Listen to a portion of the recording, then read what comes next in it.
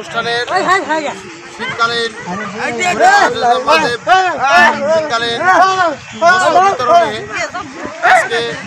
আজকে অতিথি করেছে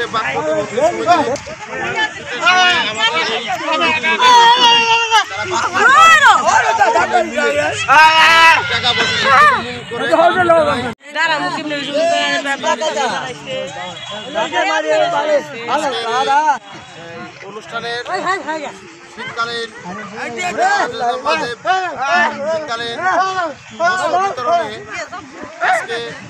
আজকে অতিথি করেছে আজ সকালে সিংহজানি স্কুল মাঠে জামালপুর জেলা বাক প্রতিবন্ধী শীত বস্ত্র বিতরণ করেন।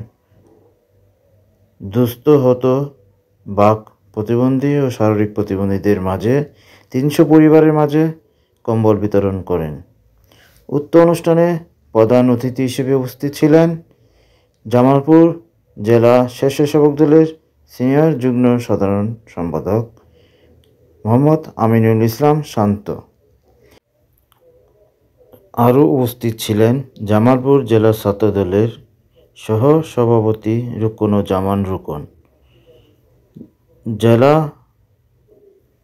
স্বেচ্ছাসেবক দলের বিজ্ঞান ও প্রযুক্তি বিষয় সম্পাদক সেতু সরকার সহ আর অনেকেই উপস্থিত ছিলেন।